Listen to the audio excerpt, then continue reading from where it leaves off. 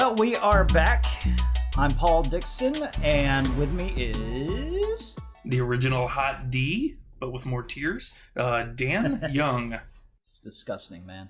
Welcome back to another... That's how I roll. Welcome back to another Film Vets. I am your host, as I said, Paul Dixon. With me is Dan Young. I did 2 introductions. Wow. Yeah, I guess it's to make up for last week, which technically we did an episode, but not really. So we're going to talk about that right now. Yeah, so last week we did D23. It was the D stands for depression. The D is disappointment, depression, and damn. It was not what we wanted or expected, which expectations are the ruin of all. I think I shouldn't have expected something so well. You know, to be fair, the expectation came from the fact that the last D23 was pretty big and had all these reveals, whereas this D23 did not. Yeah, how'd you feel about that, Dan? I would have been happy if they actually had content. They basically rehashed what they already had put out there. So Andor, we kind of already knew about Andor, you know. Like, even if I didn't realize what it was at the moment when we were recording, it had dawned on me, like, oh wait, this is the what is it, Rogue One prequel? Yeah. And I mean, then we got kind of thrown off from Twitter with fake pictures, and so you get to hear a lot of our fake enthusiasm turn to impotent rage. It's a slow descent into madness. It's fun. Yes. It is. I some of the highlights. It's like Shutter Island without Leo. Wow, that's deep. # deep. Yeah, no, it was very disappointing due to the fact that, you know, I'm okay with not having certain reveals happen. It's fine. It's just give us something. That's all. Just give us something new. We already knew a lot of the things, like you said, that were coming out, and we already had, you know, it just, there was nothing new. That's all. We did get some trailers and things like that, but it was just, I don't know. You're expecting something on the level of the reveal of the Fantastic Four, which, I mean, I don't know. It's fine that they didn't do that, but it's just something on that level would have been nice. So... yes. Yeah, it was really frustrating because it was the first time we've done a live session, and we really didn't want to disappoint anyone. But you know, you can't control what they release. So, a couple of things I really loved that I actually was into was the fact that we got a teaser for The Little Mermaid. I think we reacted to that actually, and very well done musically. She sounds amazing. I'm kind of disappointed with humanity because now everybody's attacking this beautiful black woman who's perfect for Little Mermaid. Just a lot of crappy, shitty people out there, man. And, you know, they call themselves fans, but they're grown men who are pissed off about the fact that Little Mermaid's black. I mean, that's just sad. It's just really, really something I just never thought in my lifetime I'd have to deal with, but here we are. I don't know. I think deep down inside I always knew. Just the landscape of the world we're in right now. It's just madness. It's a little depressing, a little mad. There were some good things that came out D23. We got the Secret Invasion trailer with Samuel L. Jackson. That looks really intense. Definitely going in a less comedic direction with that, which I think is a great idea since we've been getting a lot of Marvel comedies lately, which I'm fine with. I love She-Hulk. I'm down with that, but it's getting a little grating. I think Thor: Love and Thunder was a little too much comedy, despite the fact I had a blast. It didn't resonate with me the way, say, Ragnarok did. I went through the same exact thing. Yeah. Werewolf by Night looks fun. It looks like a throwback to those old monster movies, which, you know, the black and whites with, you know, Bela Lugosi and all that, and Lon Chaney. It looks fun. Looks just fun. Rumors are that... I actually missed that one. Yeah. It looks fun. It looks cool. Very different from anything else Marvel has done. And there's rumors that a certain vampire hunter might be showing up on the show, maybe? Maybe. I don't know. Blade? Maybe. Maybe. Well, see, the thing is... I hope so. See, the thing is, though, it looks like it takes place a long time. I mean, it's black and white. It looks like it takes place in an older time in the Marvel Universe. But then again, we don't know how old Blade is, so maybe he could show up. I don't know. Besides that, we got some news about Armor Wars. The biggest news was really out of the Marvel stuff was the cast of Thunderbolts, which... Oh, okay. Yeah, it was cool. It's cool. I'm looking at the picture right now, and there's David Harbour and Yelena, I think her name was, from Black Widow. They're part of the team. Yeah. Bucky's part of the team. U.S. Agent from Falcon and Winter Soldier's on the team. Taskmaster's on the team. Ghost from the Ant-Man series is on the team. And it's being run by Valentina, Julia Louis-Dreyfus, Elaine. Oh, yeah. Yeah, she's running the team. Yeah, from Seinfeld. From Seinfeld, Elaine, yeah. So it's a cool team. I don't mind it. Although I was hoping for Baron Zemo to be on the team like he is in the comics, but he is part of the movie. So he'll have some part to play. So I'm excited. I think it'll be cool. A lot of people are weird, though. They want to complain about the fact that, it's all these people have the same power set. And it's like, yeah, but I heard somebody say... There's other movies with people teaming up for, to be a team squad or whatever, and they have the same power set too, which was nothing. They're all characters, but they don't have superpowers. Say, like the Dirty Dozen. They didn't have superpowers. And they're all the same, and then it's boring. No, it's not boring. They're interesting characters. So you're going to get great stuff either way. It's funny how people react to stuff like that. Like, well, you need everyone to have different powers. It's like, who gives a shit about that? I mean, yeah, it's cool sometimes, but that's not a make or break for me. So that's, besides the fact we got the reveal about the Fantastic Four movie being uncast, apparently. Something I read online about that was the fact that Kevin Feige might not have the cast completely signed, which is why he didn't do the reveal. It's just bad timing, though. I think it needed something. Yeah, that's unfortunate. Yeah. The other thing was Star Wars. We got a couple of things out of that. Again, nothing we didn't know. Nothing revealed about a movie. It was just kind of lackluster. Did you feel that way too? I think you did. Yeah, I felt that it was just kind of like they were. I'm sure they were excited to kind of put forward anything new that they might have, but the entitled fanboy in me really got insanely mad.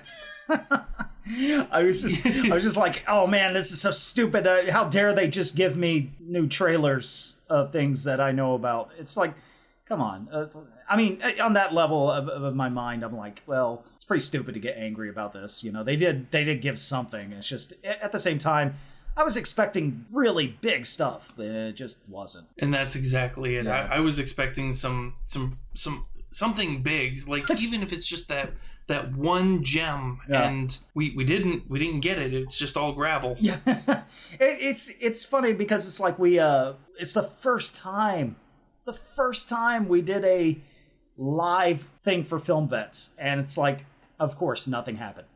I'm like, I mean, that is kind of poetic, isn't it? It is. It's the show where nothing happens. It's like that. It's like that. It's like that show pitch on Seinfeld. What's the show about? Nothing. What do the characters do? Absolutely nothing. Yeah, I think we lived the dream there for a minute. I don't know. It's fine. Whatever. Stuff will come out.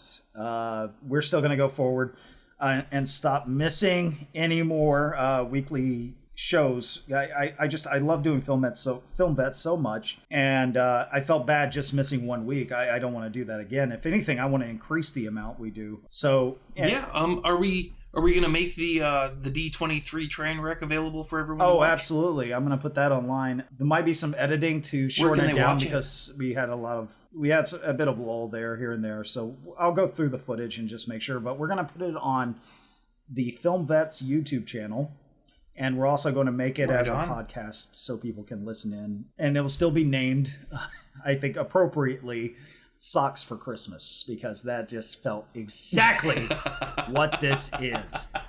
That is exactly what I think that was referenced at least 4 or 5 times throughout that whole podcast. I think you're the reason D23 didn't go well.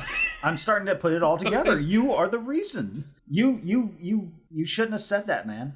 You shouldn't have said socks for Christmas. Kevin Feige was listening in, and he was like, "Oh yes, I'm gonna make sure you get socks." I think if he was listening in, we would have gotten, maybe a little bit more underwear. Just a little something. I just we got underwear. It's just socks. It's just socks. And it's not even the low cut socks. It's just tube socks. The ones that go up to your calf. And it's the ones, you're just oh, I guess I needed this. Thanks. An Xbox would have been cool, but whatever. Yeah, well, I just, Yeah. Who needs hand-eye coordination? So, getting back to what we're wanting to talk about this week, we have a subject that Dan actually picked out this week, and I'm really excited to talk about. Dan finally knows. Dan contributed. I love it. Don't get used to it. This is the only time. Everybody gets one. Okay. This man is brilliant.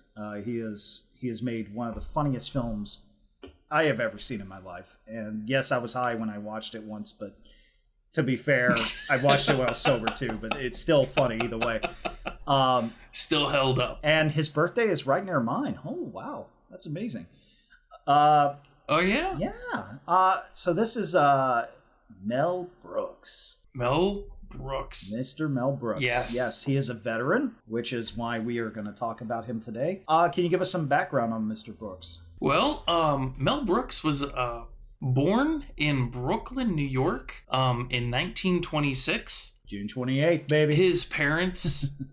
Right around my birthday. We're kindred spirits. Just saying. Yeah, buddy. That's awesome. Sorry, go ahead. Mel Brooks actually lost his father when he was 2 years old. Wow, that's he kind of contributes that as just that beginning point for his comedy style where it's kind of farcical.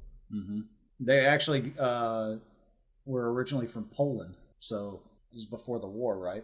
Yeah. In 1926. So here's a quick quiz. Do you know Mel Brooks is using kind of a stage name? No, I didn't know that. Yeah, his real name is Melvin Kaminsky. Oh, well, that's new to me. Wow, that's cool. Yeah. A lot of people do stage names. I wonder why he changed it. Real quick, just what if you had to pick a different stage name? What would you I already got one.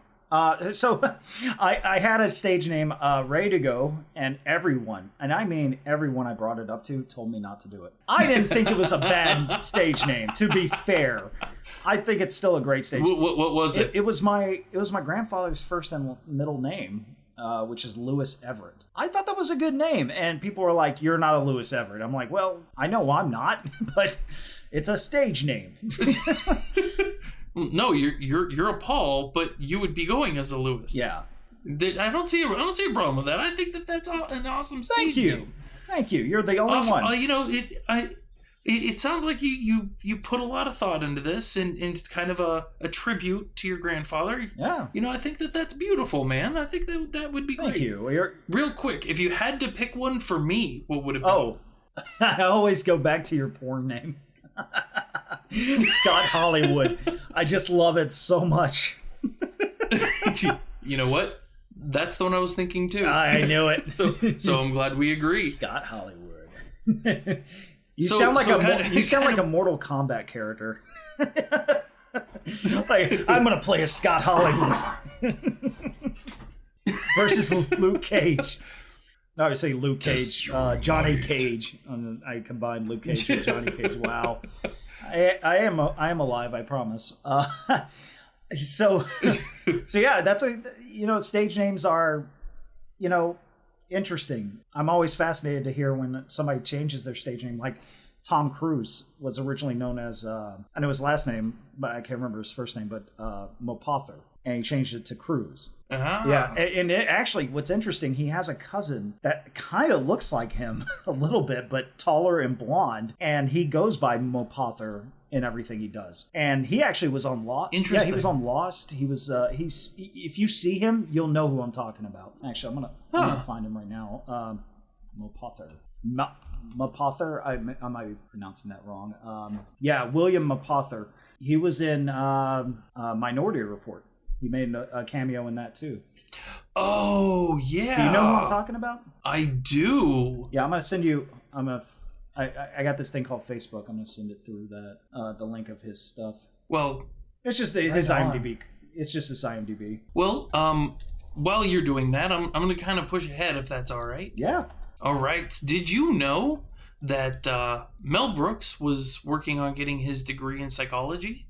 Oh, psychology. That was his original. Yeah, we almost lost him to the field of psychology. Until he was drafted into the army to fight in World War II. Oh, he was drafted. Yes, he was. They told him. Well, he was voluntold. Yes. He was voluntold. And any of our veterans out there will know voluntold. Oh yes. I still use that saying today, actually. Okay, that's sent to you. Yeah, he's. I could see him being a psychologist, but the thing is, I couldn't take him. I mean, knowing him now, it's like I wouldn't be able to take him seriously. He's just too funny. I think he'd be joking half the time. It's hard to imagine. In fact, he was a combat engineer in the army when he was drafted. That's the job that they decided to give him. I have a direct quote from Mel Brooks on this topic that I think is actually pretty fun. Please share. He's quoted as saying, "I was a combat engineer. Isn't that ridiculous? The two things I hate most in the world are combat and engineering." Mel Brooks. You know what's funny? In the military, and you and we worked as refueling and maintenance mechanics, and I swear to God, I never touched a wrench in my life till they put me in that unit with you, and I was like, I don't know why I'm here. Okay, so I want to kind of give everyone a backstory. So Paul really hadn't had much experience up to that point. Until working on vehicles. I grew up working on cars. The first thing I did at the age of 3 was strip down and clean a carburetor. I knew how to work on these things my whole life. All right, badass. Jeez. Well, I'm just saying. So once, I have a hard time understanding when somebody looks at me and goes, "Okay, what do you ask for?" I'm asking for this specific tool or get me this part, and he just kind of looks at me and goes, "Yeah, man, you're gonna need to go do that." That happened. And I just looked at him and I'm like, "We went to the same school, right?" He's like, "Yeah, but only one of us was paying attention." I was a terrible mechanic. I admit that though, and You know what though? You made the days so much better. Oh, thank you. Like you really did. The days were a lot easier. Paul ended up getting out 2 years before I got out. Do you remember when they offered me either a certificate or a gift card? Oh God, yeah, a wooden plaque or a gift card, and without missing a beat, you're like, gift card. And they took a picture with me holding the gift card. Yeah. like you're holding the plaque. It was what was it for? TGI Fridays. I think it was TGI Fridays. Because I was getting out and I was like, I don't need a plaque. Just give me the gift card. I hope the first thing you did is went there and got a beer. Dude, I don't remember what I did, but I remember I took my picture. They take the picture of you for being able to get back on the base within the last year or 6 months or whatever. Yeah. I remember I went with one of the people we worked with. I cannot remember his name for the life of me. Tall, shaved head dude. Really funny. I can't remember his name. But anyway, we went and he had done this funny picture of him doing a glamour shot because we're getting out the next day. Who gives a shit? And I followed him and did this giant grin of just... I looked like I was possessed with happiness. Yeah. And just... I still have that somewhere. I love that picture so much. But see, here, the moral of the tangent is always pick the gift Paul card. didn't enjoy working on stuff. Always pick the gift card. That's it. Nope. I'm sorry. It's always pick the gift card. No, I think with anything, I even if I suck at my job, I always try to bring my A game in some way to the job. I always try to, especially on set for films and TV. I've always gotten people to smile or just have fun, even in an environment where people just seem like they don't want to be there. I always go with a happy disposition. Disposition? Yes. There you go. And I try my best to just make everyone feel like, that's kind of my goal in life, actually. It makes me feel better to make other people feel better.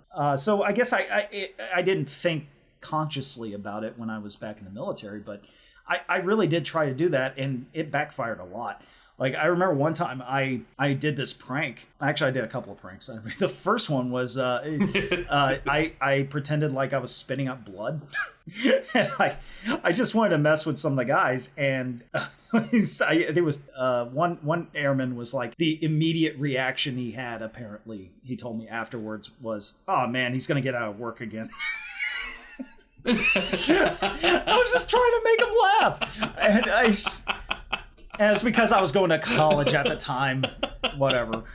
Oh, I remember that. Yeah, but I remember a prank I did on you where I pretended like I hurt myself by going backwards in a chair. You did not appreciate that. You got very angry. I was so mad.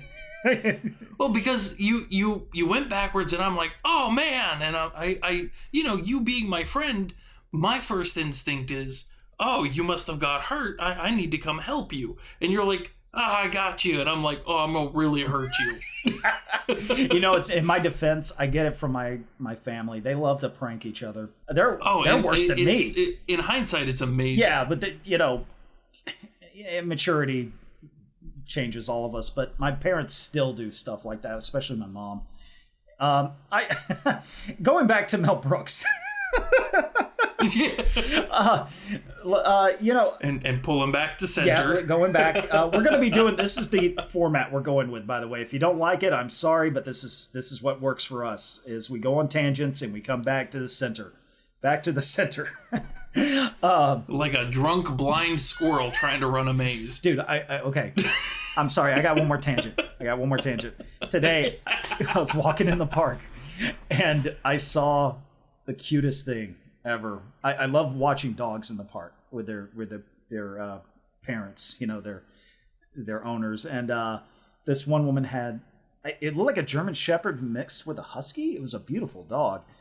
And it ran up to a tree, and a squirrel was on the side of the tree, but it kept going in circles instead of going up the tree. So it was like they were both circling the tree together, and the dog was going in circles around the tree. It was the funniest thing. I'm sorry. It was funny you mentioned squirrels. But they looked like they made friends. It was adorable. Anyway, going back to Mel Brooks. So his background, he became a comedian after some time, but in the military, he wasn't, as we know from experience, put in the best position of what his talents were, so to speak. No, one of his tasks, he had to defuse landmines. Oh my God! And he fought in the Battle of the Bulge. Like wow. That's hardcore. Wow. Now, through all of that, there's one moment where Germans were playing propaganda over loudspeakers, and Brooks responded by setting up like his own sound system, and he played music by a Jewish musician to basically counter them. That's kind of like, that's kind of a pushback in a very Mel Brooks fashion. Dude, that's perfect. It's exactly something he would do, and it's the perfect response to that situation. I know there was something about the Japanese doing something similar to our forces during the war, they would send out messages of a woman talking about. I can't remember. It was basically demoralizing our units, so to speak. So similar to what the Germans were doing. Apparently, I didn't know about that. Yep, that's crazy. Yeah. Wow. I really think that people like that are important in times of war, in times of darkness in the world. It's like we need comedians. We need people who can brighten up things a little bit, even in the worst places. I mean, a perfect example of that is, and I hate to say I haven't seen this movie, but I have seen clips and things like that, was A Beautiful Life, I think it was, with the Jewish camp where the man is trying to make the children laugh and things like that. I haven't seen that either. I kind of want to see it now. Yeah, it's hold on, I'm gonna pull it up. I think it's called Beautiful Life movie.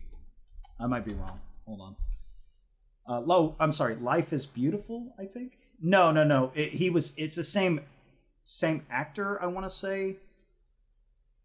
Protect his son from the dangerous use of mixture.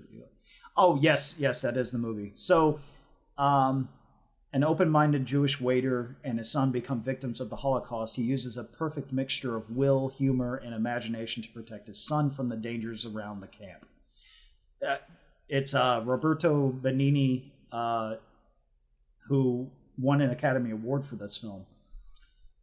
Oh, yeah. 1997. I'm going to put that on the list. I think I need to see that. But I think it's, like I said, it's important to have people like that in the world, and we don't give it enough credit. We always think, oh, this isn't a time for laughter. I think actually it's the perfect time for laughter, because we... Yeah, exactly. I can't think of I can't think of a time where you would need it more, honestly. Not to say you want to make fun of the people that are suffering, but you need some sort of levity to get through things, to get through hardships. Well, there is humor, and then there is just being tasteless and mean-spirited. Like there are differences. There's a line, and it's a line that nobody really should cross, where some people think that it's funny to push the envelope. It's funny to, be controversial. And honestly, Mel Brooks didn't really have to push it. Like, he takes it all the way up to that edge. Yeah. He brings it straight up to controversy, to almost too much, but then he almost softens it with, just a little humility, a little bit more, and then he hits again with another joke. And it's this constant wave that just keeps you there in that comedy. It's so beautifully done all the time, and it borderline slapstick all the time. To me it's not true slapstick. It's not like Spaceballs. Yes, it was a parody movie, but it didn't feel like you needed to know the source material to laugh. Yeah. No, where some parody movies, you have to understand what's going on. You know what's funny is, I think I saw some of his movies that were parodies of other films before I saw the actual films. So similar to Don't Be a Miss, the South Central While Drinking Juice in the Hood. I saw that before. Oh my god, that movie's amazing. I saw that before I saw the films that were parodied in it. So whenever I see the original films, I can't help but laugh. When was the first time you saw that movie? Oh God! Don't Be a Menace. I must have been.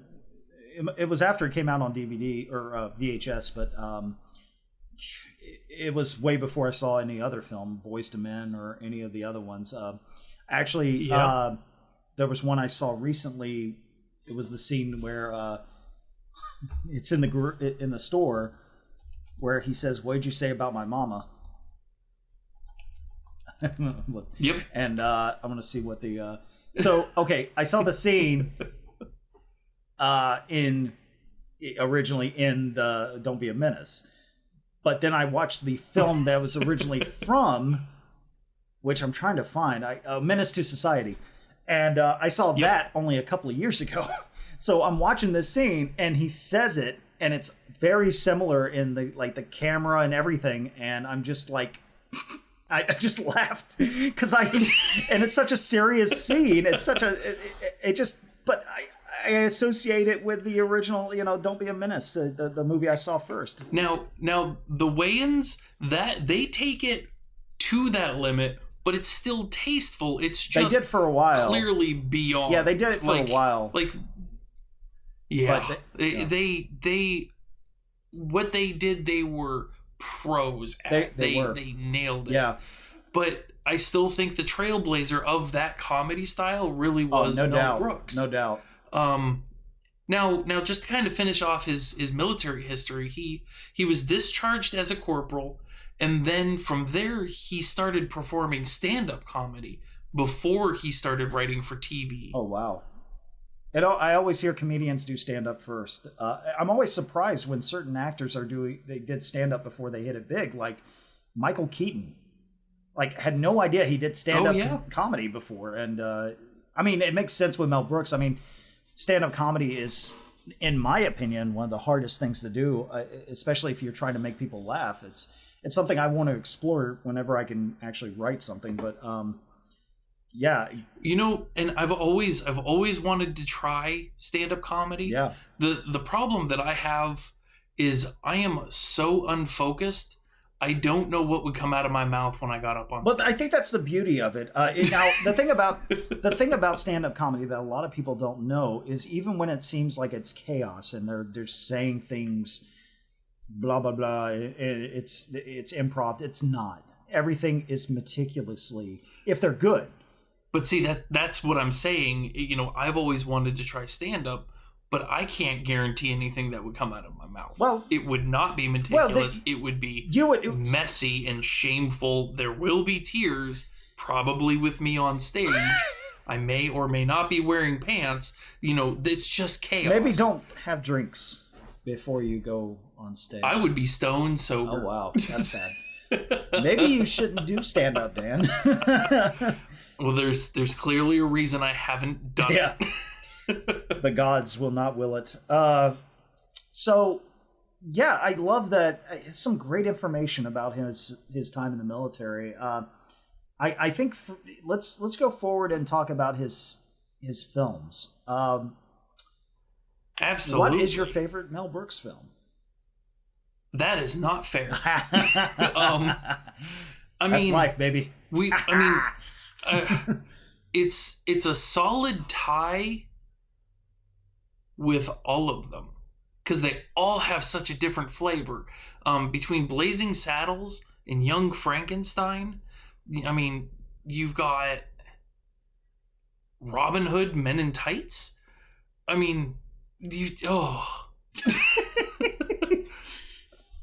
Can I let you know something I think that is going to be news to you? They are in, from what I understand, they are in the middle of filming History of the World Part 2.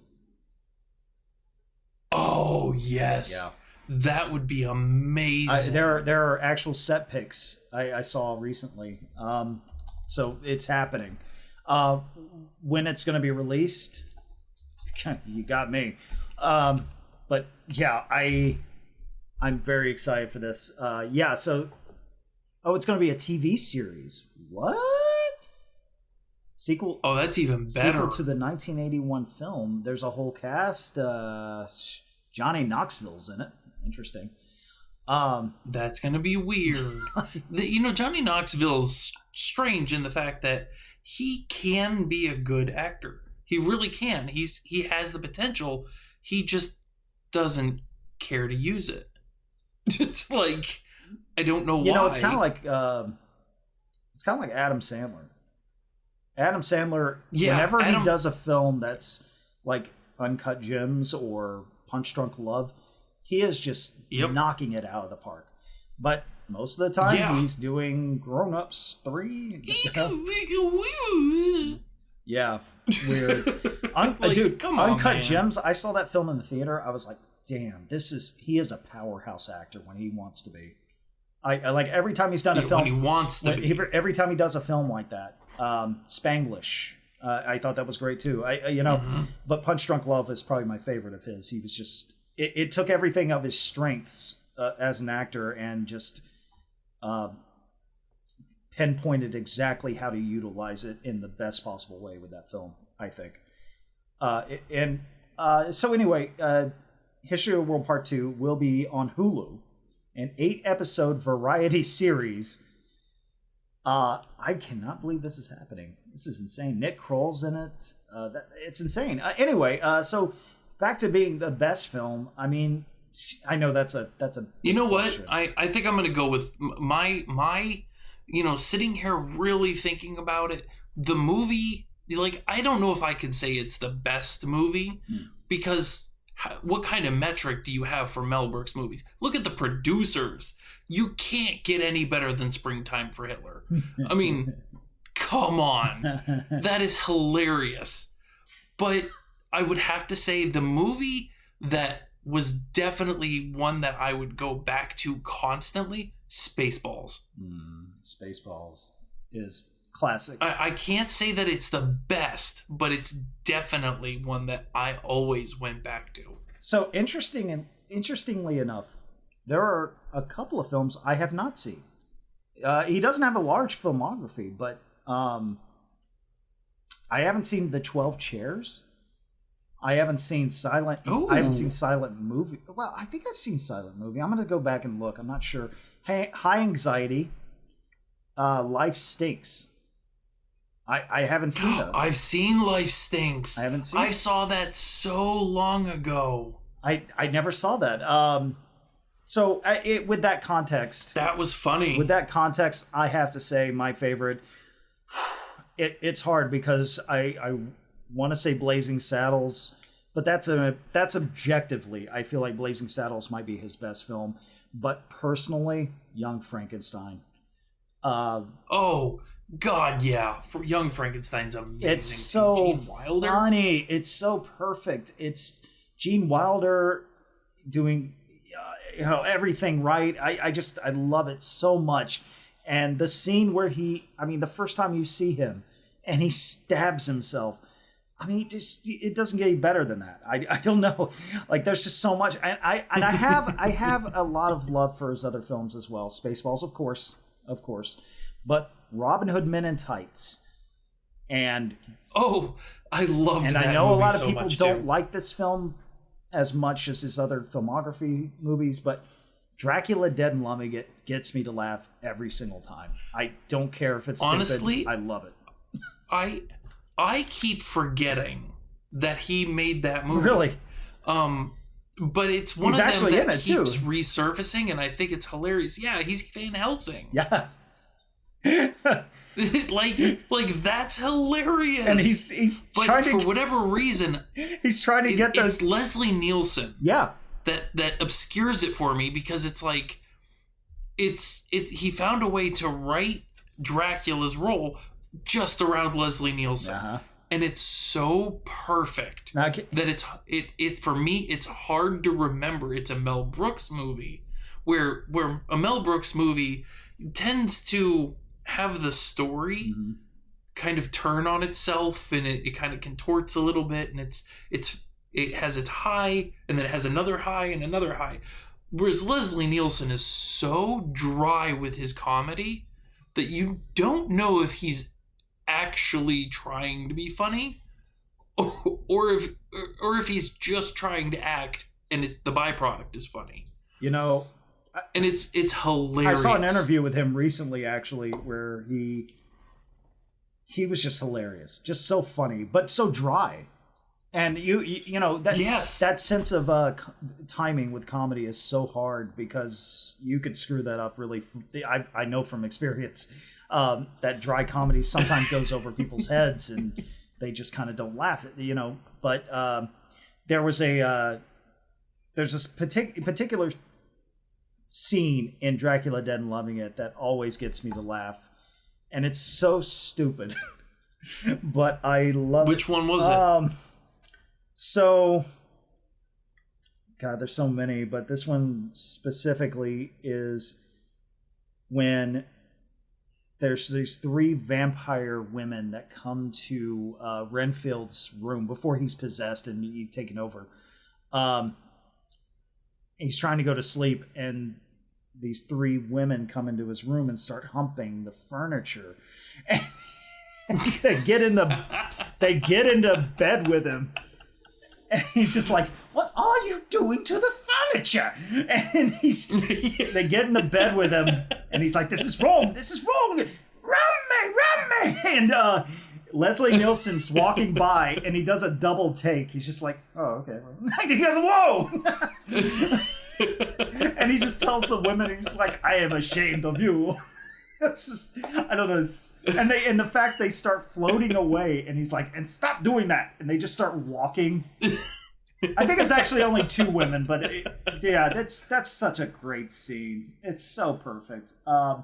That's awesome. Speaking of Leslie Nielsen, kind of a side note. Yeah. For anybody out there that's listening that loves Leslie Nielsen but might not know this, he made a movie called Tammy and the Bachelor.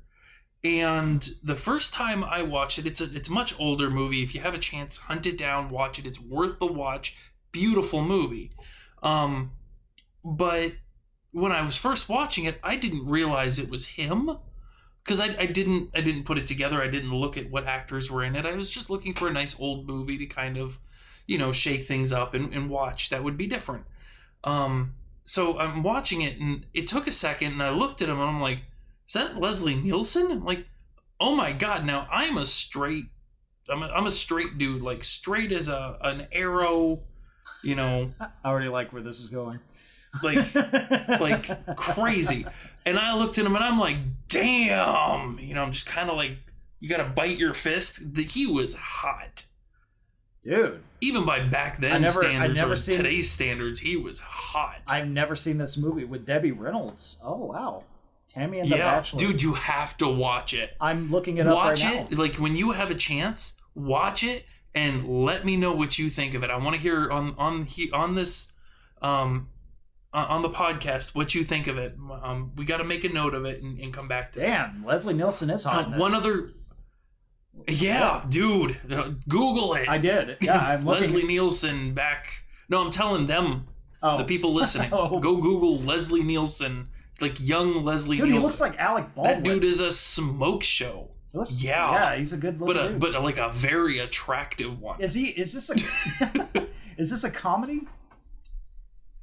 It's a little bit of everything. Okay. Like she does a very good job on being funny. She's kind of like an outsider that's kind of thrown into modern world, even though she's used to like living on a riverboat with her grandpa, and like it's different. I'm not going to give anything else other than that. But dude, thank you funny. For the recommendation. It's very funny on its own merits, but it's very, very heartfelt, and it's spectacularly done. In fact, it was so popular when it first came out that they did like 3 or 4 different spin-offs with different actresses and different actors. Wow. That just never could recreate. It could never recreate that magic that they put on that film. Okay. I might. And they tried. They tried like hell. I might have but they could not do it.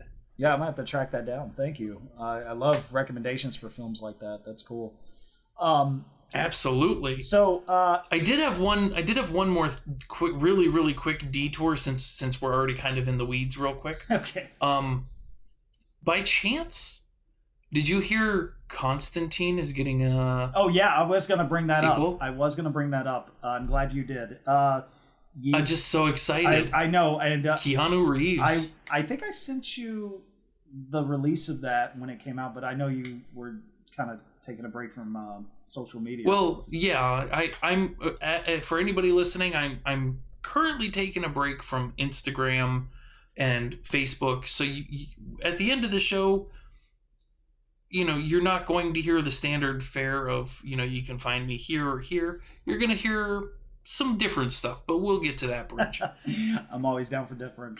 So yeah, the new Constantine. Look, was Keanu Reeves originally miscast? Yeah, definitely. He's not anything like the original Constantine. I don't really see this as that version of Constantine, the blonde British guy who looks like Sting. This is just its own thing to me, based off that character, and I have a special place in my heart for that film. I think it's great, and I really am excited about this. I think it's strange to have a film like that come out so much later, but I guess better late than never, right?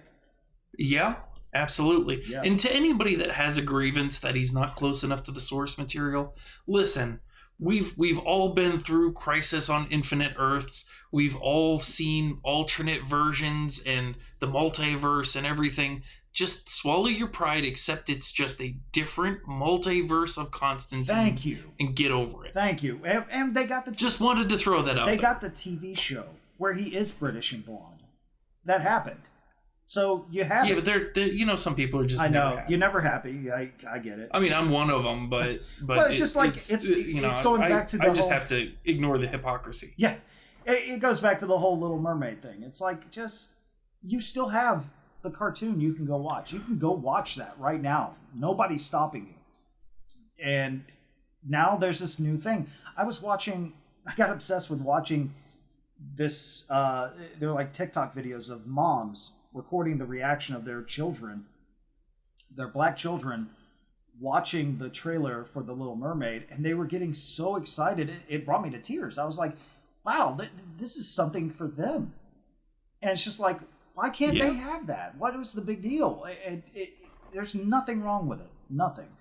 It got me really pissed off, actually, that people were being such dicks about it, And I'm just so excited for them. I think it's going to be great. I'll be first in line to see that movie. But Constantine, I'm equally excited. I think for this. Everything. I want to say that I think this is the first podcast where we segue for anyone. Where someone has segued from The Little Mermaid to Constantine. But here we are. Here we are. So, Constantine actually, again, shows up in a form on Sandman, which they call her Constantine, which is actually more accurately pronounced. I didn't know that. So, that's just a little tidbit. I had nothing to add to that. I just thought it was cool. Yeah. She's like a descendant of like Constantines that through time or whatever. But again, it's like I didn't care it was a female. I didn't care it was Johanna. And actually that is a character from the comics, so whatever. But it's like, why does everything have to be a certain way with people? It's just annoying. It's like, let's try something new and see if it works. Exactly. Now, I can understand to a degree where people tend to kind of but nothing's ever that bristle accurate. because something is new. But no. But that's where I think sometimes people need to stop focusing on what they're used to. Yeah. And start looking at the possibilities of, okay, you like this. How can you expand that? How can you incorporate more into it? Yeah. They're actually getting content for something that they're a fan of. Why are they not a fan of that? Like if somebody makes, like if Mel Brooks makes, Spaceballs 2, the search for more money. Yeah, I'm going to give him money. Like I'm down. I don't care how objectively good or bad or, oh, that was nothing like the source material. I don't care. I'm getting more content for something that I actually care about. It's not about controversy. Yeah. It's about love. It's about love for what you like, what you're a fan of. Hey, that's nice. So, I mean, really, it's got to all come back together and kind of meet that gray area. Yeah. That's really great. With a little bit more humility. That's great. I agree completely, wholeheartedly. And, so we don't... I don't care if we go over time today, by the way. I'm kind of letting things happen. Yeah, we're making up a little bit. We go 2 friggin' hours. I don't give a shit. I don't care. Well, actually, I do have 2 things I do want to drop on you. There's 2 movies I've seen recently. Since we are talking about love, the first one I want to drop out there is, it's not a new movie. Neither one of these movies are per se new. Oh, okay. They're new within the last 5 to 10 years. So something I want to talk about real quick before you do that is to the audience. Go for it. Listening. We're now going into what have we watched recently. Go ahead. Yeah. What have you watched? Who am I? So go ahead. So, the two movies that I've seen recently, just this past week, the first one is it's called What If, and for anybody out there that's seen it, you know it's got Adam Driver and Daniel Radcliffe. It's got Kylo Ren and Harry Potter, and that is the funniest thing I have seen in a while. Like, is this the same movie? I watched that movie, and is this the same movie where Adam Driver says "good soup"? Yes, he does. That's great. These nachos. There's the nachos thing. That's it. Yep, you ruined my nacho high. You ruined it. Okay, I need to see this film. I can't believe I haven't seen it. You have to. Yeah, you have to. That I highly recommend. Both of these 2 movies. The first one being, like I said, What If. It's so awkward. I found myself challenging thoughts of what the character motivations are, and early on I had to kind of wrestle with she's not telling the truth, or he's doing this. It's like, you know what? If you take a step back and try to quit guessing how it's going to end, you're going to be surprised. But I can't wait for you to watch it and tell me what you think. Okay, I got a little thing to change though. That wasn't from the same movie. So Good Soup is actually from the show. What was Good Soup? That was from Girls. Adam Driver was a character. Girls. Yeah, Adam Driver was a character in that show. But the nachos. In my defense, he says so much crazy crap in this movie that I mean, you could have said, "Yeah, this is the one where he slaps a cat, right?" And I would have been like, "Yeah, probably." Oh, that's Marriage Story. Oh no, I'm kidding. No, it's Rise of Skywalker. Oh, yep, there it is. He slaps a cat. Mm-hmm. That AT. I would love to do. Can we please do an Adam Driver episode sometime soon? I would really love to talk about that guy. He's so fascinating. Why not next week? Why not? So tune in next week for Adam Driver. Tune in next week for. He's not going to be here, but we're going to talk about him. Well, he might show up. I don't know. We don't know the future. Let's just keep it up. Positivity. Let's be positive here. What If movie?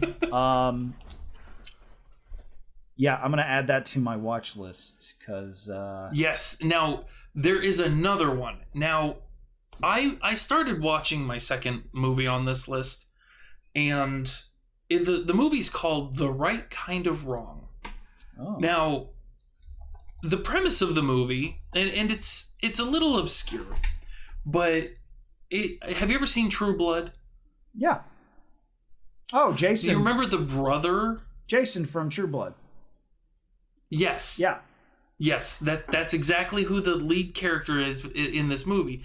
His wife at the time, or his soon-to-be ex-wife, writes a blog about all of the terrible things that he's done. And it goes viral. She ends up getting a book deal. It becomes a huge deal. And it kind of ruins his life to the point where he kind of gives up. But then he ends up meeting somebody and he starts relentlessly pursuing her, and it gets up to an edge where it's just a little uncomfortable. You're having a real hard time giving him a pass on doing some of the things he's doing. Dude, you're just being creepy, back off. Just tone it down. One thing I do want to hyper focus on is when you watch that movie, pay attention to the cats. They are some of the weirdest cats I've ever seen in my life. I don't, like, there are parts of the movie where I'm like, that is not real. But it's real. It blinks. It moves. It's like, okay. But I swear to God, it's freaky. Okay, I'm excited. I'm excited to watch it. Does he slap the cat? Is that a thing? No. He doesn't slap the cat. It just, the way the cat looks just kind of gives you the willies. I can't wait. There's two of them. Now, I can tell you, there's two cats. One is named Snow, and the other one's named Balls. This sounds like your type of movie. I've got to watch this.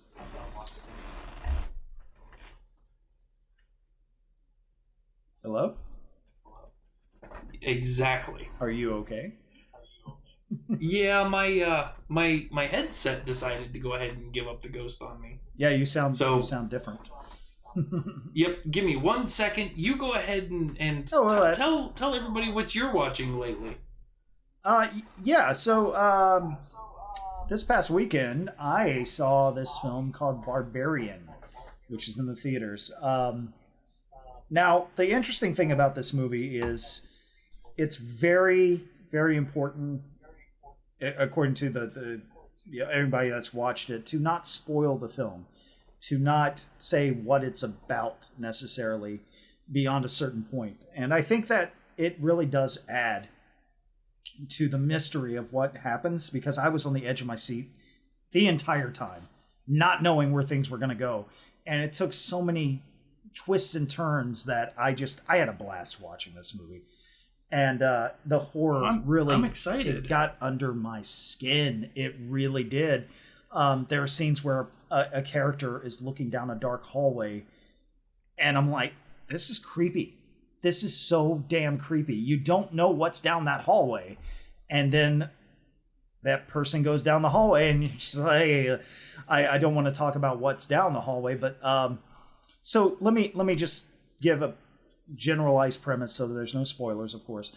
But a woman goes to an Airbnb, and there's already someone staying there for the weekend. And they both say that they are renting the place, and the guy offers her the room, and he'll sleep on the couch. No big deal. Then things start getting creepy. I will not say much more than that. So it's just like a bad time at a Verbo. Is that what we're looking at? Like what? like a bad time at a Verbo. Verbo. Did you have a stroke? What do you? Okay, so no. Verbo. It's an awful lot like the other, real estate rental companies. I never heard that. I can't believe we're discussing what a Verbo is. I've never heard but there's commercials everywhere for it. I've never heard of it. What's the other one? I can't remember it off the top of my head right now. No idea. Like you can rent somebody's house to stay for a vacation. Oh, like a am I thinking of timeshare? What am I thinking of? No, that's where you take somebody's money. Anyway, I highly recommend this movie. It's just a fun horror film. I want to talk about it. I want to say what happens. I'll tell you one of the actors that are in the film that will make you want to watch it more. And it doesn't give anything away, but Justin Long is one of the main characters in this movie, and it's just brilliant what they do. I love it. So fun.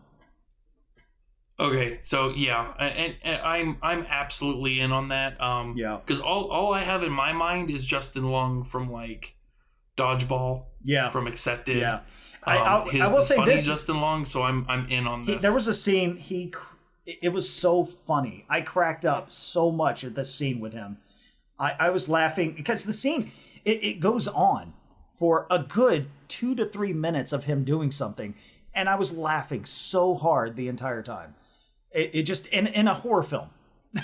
Like it was such a great scene. I hope you get to see it soon, because I would love to have a spoiler talk about that film. It's just so fun. We should definitely gear that up for like Halloween. Yeah, I would love to. I think Halloween's one of my favorite holidays besides Christmas. I would love to have, even Halloween specials where we just talk about Halloween movies. I don't care. It'd be great. Oh yeah, I mean you're gonna get to hear me rage, because 99% of the time I'm not a horror fan, not because I don't like it or I have weak sensibilities. It's because it doesn't do anything for me. I think this will be different. I think Barbarian will be different for you. I genuinely hope so. Yeah. I need something to feel alive. Yeah. Because right now I feel like because a mummy with gym socks on. And the actors in this film are perfectly cast. Bill Skarsgård, he played the clown Pennywise in the rebooted It. He's the Airbnb guy. And Airbnb, that's what I was looking for. That's what I was saying. It's an Airbnb movie. I was using their competitors saying Verbo. I am so sorry. I was so confused. That's funny. No, this is exactly what it was like when we were in the military too. What people we would talk and be like, "Oh, I don't, why don't we do it this way?" That's what I said. Well, good. That's exactly it. Yes. Yeah, that's funny. So, oh my god, like we've been talking about this for 45 minutes. So we've been agreeing this whole time. Yep. So we decided to do a podcast. Great. Exactly. So the other things I want to mention, because I don't want to talk about this movie more than I have to, because I really want you to go in blind as much as possible, and that goes for not just Dan but everybody listening to this. Yeah. Hot D. House of the Dragon. Hot D. Hot D. The real Hot D. Not the House of the Dan. House of the Dan. So you're caught up, right? Caught up? I watched episode 4. Is that caught up? Yeah, I believe so. Can you tell me what happened last episode? Like anything in particular? Did you say brothel? Yeah, Ho House. Nailed it. Yep. Yeah, that's the last episode. That was a gross episode. Look, okay. But somehow not. I will say incest is disgusting, but the Targaryens are known for that. That's their thing. The Lannisters did it too. Well, apparently the Lannisters are too. Well, the Lannisters even, there's a scene, I believe Cersei says to Ned Stark, the Targaryens were doing it way before we were. Like it's no big deal. True. So it's still messed up. I don't care what you say. But if you look at the history of the Targaryens, incest is just rampant. I actually got interested in seeing, because there's this one king, King Charles of Spain, I believe it was, who was so inbred that he couldn't walk. He had testicles the size of walnuts that were blackened. He had a jaw that was like extended out. He was just malformed and weird looking. Everybody was scared of the way this guy looked. I mean, he couldn't even talk to. He was like 4 years old. In the real world. Unofficial world history, by the way. Yeah. Unofficial world history. Yeah. That's where the word gross came from. Yeah. It's not from a guy named Grossman. It's actually from this. It was and it's not his fault. He didn't ask to be inbred, but that was their thing. He was the last of that dynasty. They because of all the inbreeding done. I believe I'm trying to remember the name of the family. Charles the Third, I think. I'm gonna look it up. Charles. Nope, that's the recent Charles, King Charles. I don't know if he's inbred. Who was not inbred? Yeah, of Spain, Charles II of Spain. I think that's it. Yeah. The Habsburgs. So they called it actually Habsburg syndrome, I believe. based off of the fact that he was, the original, what they based off. But you look at pictures of this guy, and these are supposed to be flattering. Keep that in mind. Paintings of the kings, of him. And man, he had some deformities.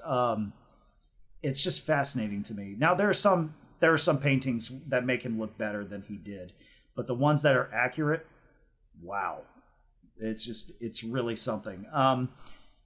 And he couldn't produce any children. Going back to House of the Dragon, obviously nobody on there. I guess maybe we could throw it away, get a throwaway line of, the reason nobody is deformed is because of magic, because there is a bit of magic and blood in Targaryens due to some old school, dragon blood that was mixed in with human blood. I could go on forever with that, but I just think it's fascinating. Now, the thing, though, that does happen sometimes, and they say this on the show, the gods flip a coin every time a Targaryen is born, and you don't know if they're going to grow up to be a Maegor the Cruel or a Jaehaerys the Wise. So you don't know what kind of Targaryen you're going to get, and I think that's from the inbreeding, I believe. Joffrey from the Lannisters is a perfect example. That kid is messed up, but then you look at his brother, he is a sweet little kid. So you don't know what you're going to get, and that's kind of what the whole point of, I think, fascinating about every time there's a new king. There's so much turmoil or there's so much peace. You get one or the other. And it doesn't always depend on the king, but it's interesting about this king. He's actually a good guy. And he's not bad. He's not like Joffrey. Anyway, he's just a good person. He's a terrible king. He should not be king. Oh yeah. He's too indecisive. He makes bad moves in general, but that doesn't make him a bad person. And I think that's the point, And to see Daemon, his brother, taking advantage of that, and he even says in the first episode, "You're weak." And they all know it, and they're taking advantage of that. Kind of a dick thing to say to your brother, but the truth hurts, I guess. But I think it's great. There's a character that I recently started studying that was in this last episode, and you're probably not going to remember him, but he is uber interesting, super important to the story. He has a club foot. Do you remember that character? And I think it was actually the episode before. I apologize. He was in the one with the hunt. Going forward, so everybody, they have all the women kind of sitting around talking while all the men are going out to hunt for that deer. Oh, yeah, him. He comes in. I remember. He is kind of a combination of Tyrion and Littlefinger and Varys mixed in. He is a fascinating character and super important to the story. His name is Larys Strong. And the Strongs are actually old. They're one of the oldest families in Westeros. It's fascinating. They have a lot of connections to the old gods and to the Starks.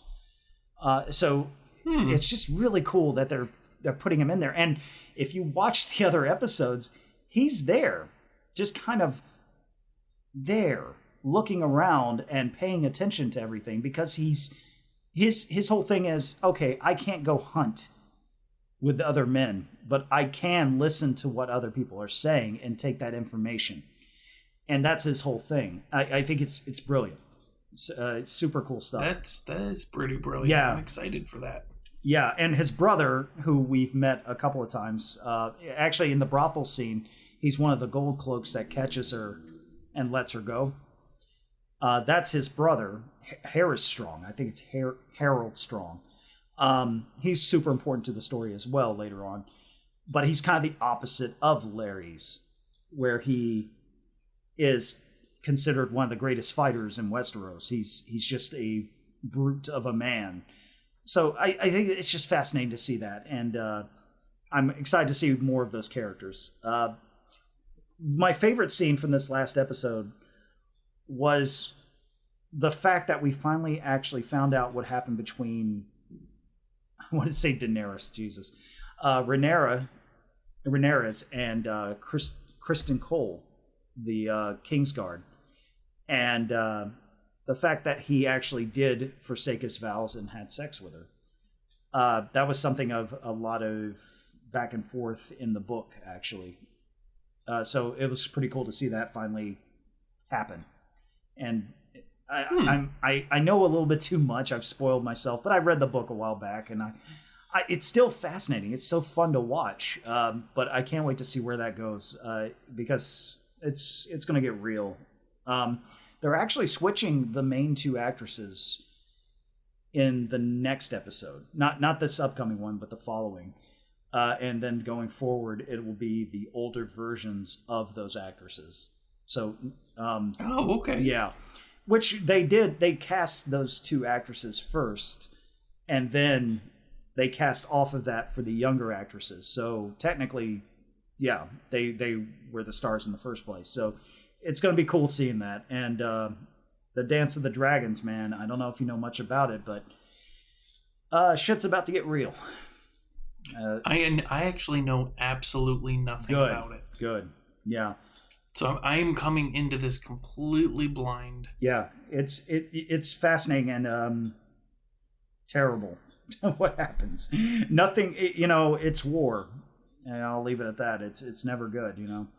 A lot of things happen that, and there's certain characters within the last episode that aren't even born yet that are going to be pivotal to this, and it's coming though. I like the show is doing. It's interesting. They're doing time jumps, but it doesn't feel like it's moving too fast. It means the pace is still going really well. That's a hard thing to do, because we go 6 months to 2 years, 3 years in the next episode, and it feels like it's fine. We're just going along with it. It's seamless. Yeah. Like the Battle of the Stepstones with Daemon is one episode, where he defeats the crab feeder, and the next episode he's back in Westeros, and he's been crowned a king of the Stepstones, and it doesn't feel like we missed anything.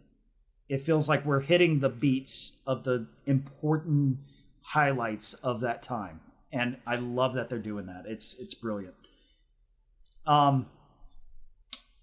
Did you enjoy it? I did. Good. I did. I thoroughly enjoyed that episode. I thought it feels very escalating. Yeah. Like you can tell something's coming. It's brewing. There's other than, most of the people in the show. In the brothel. Yeah.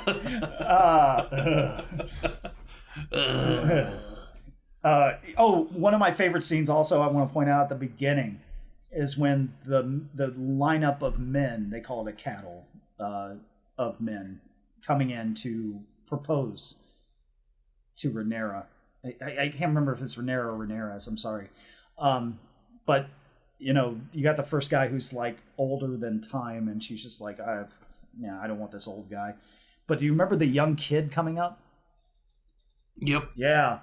Okay, so interesting backstory on that kid and the guy kind of giving him shit, and they get into that fight. Their families have they've been at each other's throats for a long time. This was not an isolated incident. The reason that Bracken dude was going after that I forget the name of the Bracken. Thank God for Google, man. Yeah. Who is the unofficial third co-host of the podcast. I wish. Bracken and Blackwood. The Blackwood kid. So the Blackwoods and the Brackens have been going at each other's throats for a long time. And I love that the kid gets the upper hand. I just love that so much. And stabs the guy. I thought that was awesome. Yeah, that guy was being a dick. Let's be honest. But it's just crazy, man. I love I think the beauty of these kind of shows and these kind of the media content, and a lot like Star Wars, is there is a bigger world outside of the isolated things that happen. So if say for instance it was just the whole thing with the Dragon Lords happening and there was nothing else in the world going on, I don't think it would have been. It's not as immersive, you know. No. Whereas this, it makes all the other conflicts make it feel real. Yeah. It makes it feel tangible, like there's ever like it's real present threats. Like there's other things going on in the world, and that's the brilliance of George R. R. Martin. He's done so much world building. Excuse me. He's done so much world building that he can have multiple battles going on that are affecting what's happening in the main plot. I love that. So anyway, I want to switch it up to Lord of the Rings. Have you been caught up with that? I'm not. That's okay. I just didn't. I didn't have time. I'll be honest for it. I think I've started to feel the way you felt. Unfortunately, it's lacking soul. Unfortunately, this last episode did not do it for me. I'm still gonna keep watching because I am a big Lord of the Rings fan. But man, I was just not digging what was happening. It felt like everything was kind of just slow. It was the opposite of the engaging feeling I got from House of the Dragon. I am hopeful for the show to pick up. I hope it does, but we're halfway through the show. I don't know what's going to happen. Yeah, and see, that's not promising. I will say this, though. I think I might know why the main reason I didn't dig this episode is because they didn't go back to the Harfoots at all. So we didn't go back to the one thing that I really loved about the show. So maybe that's a factor to consider. I don't know. I think there's... I did like the dwarves. I liked the whole thing with the dwarves. I thought that was cool. I'm not as impressed as I should be, you know? But again, I'm still going to go forward with it and watch it because it's at least a beautiful show. I mean, and that's one thing that I can't stress that enough. I think that it is visually stunning. They did it right graphically. Like, you look at it and it's just, it almost makes you want to cry a little. It's so pretty and polished.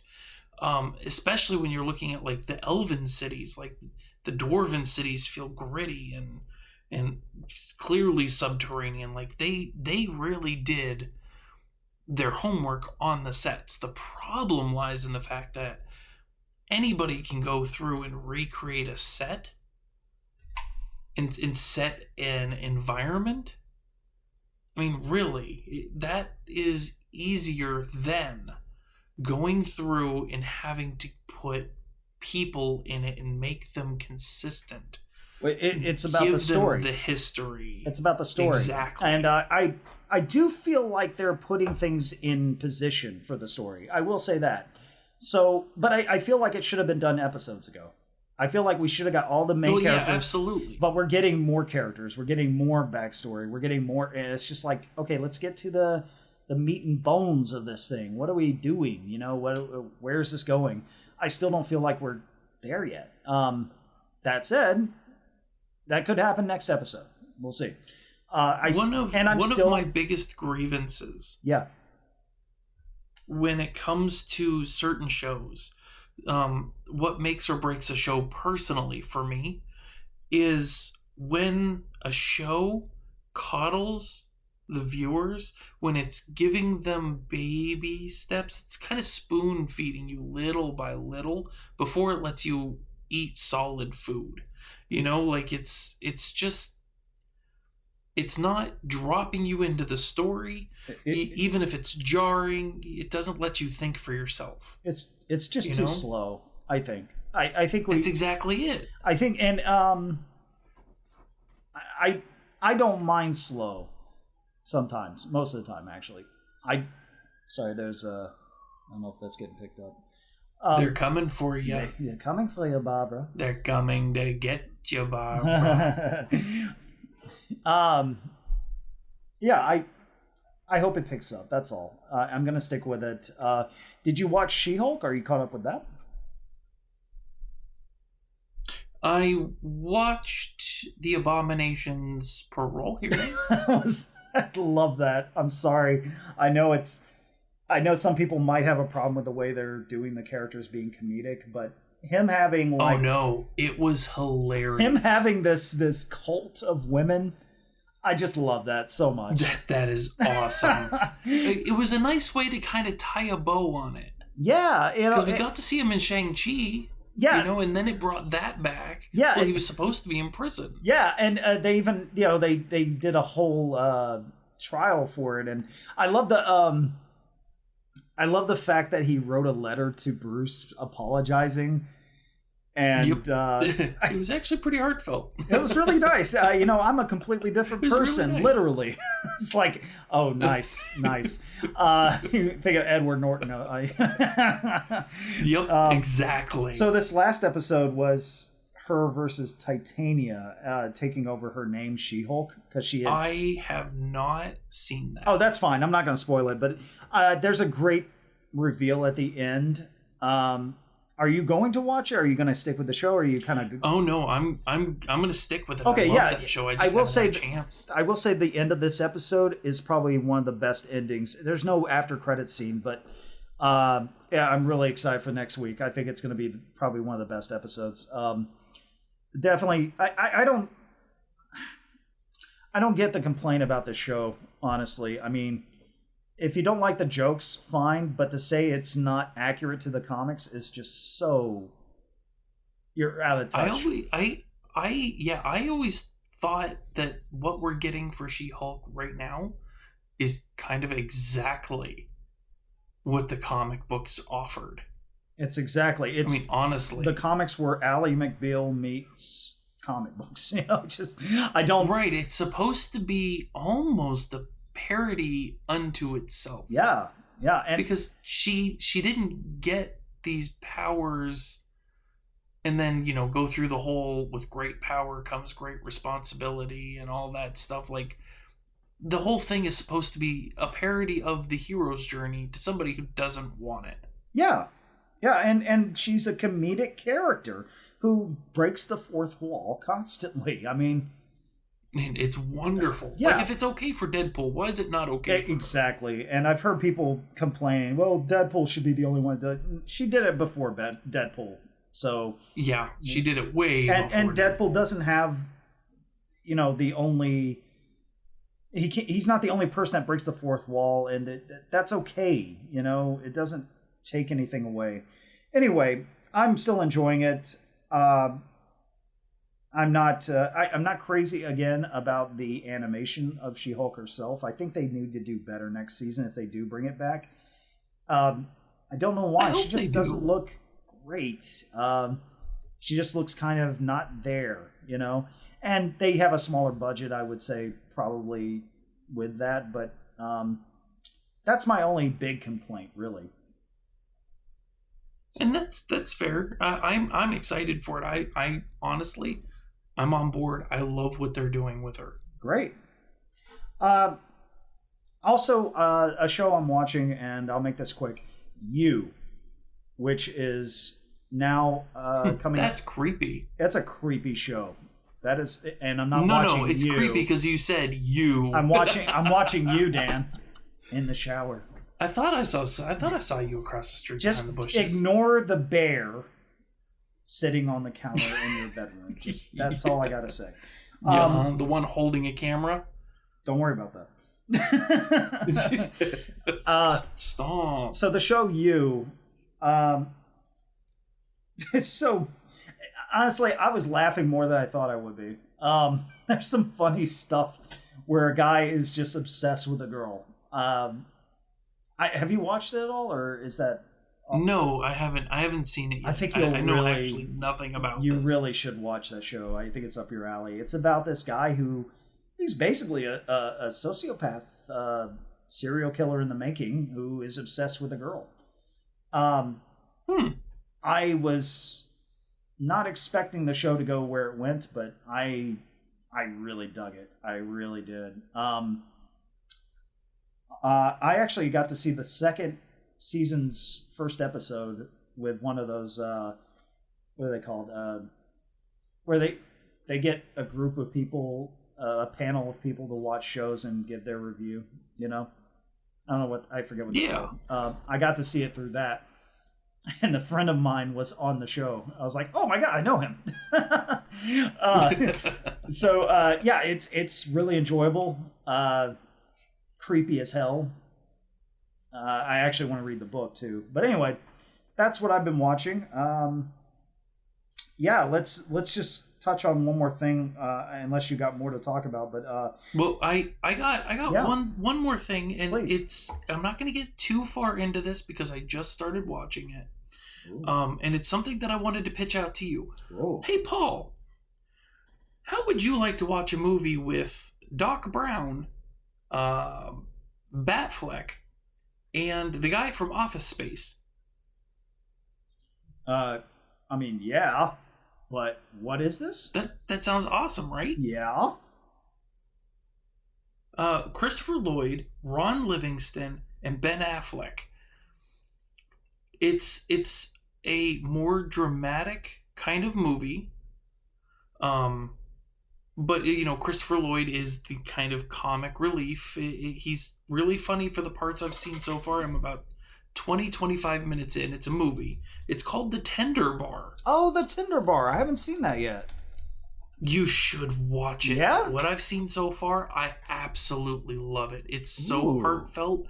Yeah, I saw the trailer for it. I was like, this looks really good, actually. It's fantastic. And I was hoping to get through it before the podcast, but I just ran out of time. It's on Prime, so I'll definitely be able to watch it. I'm a huge Ben Affleck fan. So I think I'll really enjoy this. Directed by George Clooney. Oh wow. Yeah, that's cool. Yeah, it's beautifully done. I love his movies too. I don't know if you ever saw Confessions of a Dangerous Mind or Good Night, Good Luck. Nope. Oh man, dude, you got to watch those. Those are fantastic. Both by George Clooney. Well, they're on the list. Yeah. Especially after this movie, like I think that's going to be an easy sell. Yeah. Because this movie is put together so well. Confessions of a Dangerous Mind is so fun to watch. Sam Rockwell is brilliant. Check that. Oh, I love that guy. Check that film out. And Good Night and Good Luck is, of course, brilliant. But I really love Confessions of a Dangerous Mind. I never saw Monuments Men. I heard okay things. I would check it out. He directed that too. But it's like John Goodman, Matt Damon, Bill Murray, and George Clooney, of course. And it's during World War II, I believe. And they like steal art history and museum stuff during the war. Oh yeah, I gotta see that. Yeah, that sounds fun. Actually, I really want to see that. Thank you for pointing that out. I'd love to see The Tender Bar. I'm going to definitely check that out. And I didn't know Christopher Lloyd was in this. That's great. Yeah, he does so good so far. Cool. One last thing. It is officially Batman Day. Batman Day. What that means, I don't know. It's just everybody's posting stuff about Batman, and I'm okay with that. Right on. Yeah. Who's your favorite Batman? I'm gonna have to go OG. Adam West? Adam West. Not bad. Yeah. I want to say, I mean, maybe it's just the fact that he's the latest one, but Robert Pattinson right now is my favorite. Yeah. Did you see? You definitely seem to have a bat-fatuation. Batuation? Batuation. Did you see the Batman? Oh God, yeah. Dude. Oh yeah. Oh my God. I watched it. We got to do a whole episode on that. I want to hear what your thoughts are about the Riddler, because I know that's your favorite. That's one of your favorite characters besides Two-Face. Oh yeah, we've got some words to discuss about that, and I think that honestly, costume superhero. I think we're on the fringe of Halloween episodes. Yeah. So I mean, by the beginning of October, we should really do like a four podcasts of Halloween or something like that. Like, dude, we should definitely kind of buckle down into it. I think I'm actually going to watch a horror movie tonight. I don't know what. Hey, maybe one of the ones that Tony recommended. you? Oh yeah, that I've been holding on to those for. We should actually talk about those. Knowing Tony, it's going to actually be like, it's gonna get me. I know it. I just know it. So I'm gonna call it Craptober because it's gonna make me crap my pants. I mean, honestly. Oh, that's disgusting. So let's close this up. We've gone way over time, but I had a blast. I don't care. Oh yeah, no, I love it. If we're under 2 hours, I'm fine. It's fine. Yeah, there we go. And then one of these days, as long as we're under 3, it'll be fine. That's a gateway. As long as we're under 5 hours, it's fine. It's fine. As long as we're underneath 12 hours, we're okay. Hey, something I want to talk to you about, and I think we need to talk about it in front of all our guests on the show or the people that are listening in. I think I want to continue doing these recordings Saturday night as much as we can and release on Sunday or Monday so we can keep consistency. I think Sunday's a good day to release everything. Absolutely. I think that that's the way to do it. Yeah. Honestly, and I think that works perfect. Great. And also, I want to point out we want to do more live sessions like we did last time. We're going to figure that out, and we're going to definitely let everyone know online when they can catch us, and we'll be consistent about that as well. But I had a blast doing that despite D23 being a letdown. It was so much fun. It was so rough. I think there are certain parts where you could just almost see tears because it was just so boring. Yeah. And the fact was that we weren't there. We couldn't physically see it. If we could watch it, that might have been a little more engaging. But going through Twitter and just finding out nothing was happening kind of sucks. So yeah, we're gonna definitely do that. So I know you're giving a break to social media, but people can still subscribe to you, right? Yeah. My social media is still technically out there. Okay. Instagram and Facebook. I'm not. It's a little vacant at the moment, but Theodore Bear Dog is the handle for both. Currently, while I'm taking my break, you can find me in the bushes across the street from Paul's apartment. I knew it. And occasionally at Dairy Queen. So across the bushes. Paul, where can they find you? Well, I won't be in the bushes or a Dairy Queen. I will be at the Bear Dog. I am at Paul Allen Dixon, ALAN, DIXON. And give me a follow. We're also on Film Vets on Instagram and YouTube. And the YouTubes. And thanks for listening. Looking forward to the next one, Dan. Yeah, I am too. Hey, Paul. All right. Thank you for your service. Damn it, you beat me. Thank you for your service. Ooh, yeah. This is not an ongoing trend, okay? All right, bye, y'all. Just wrestling for dominance.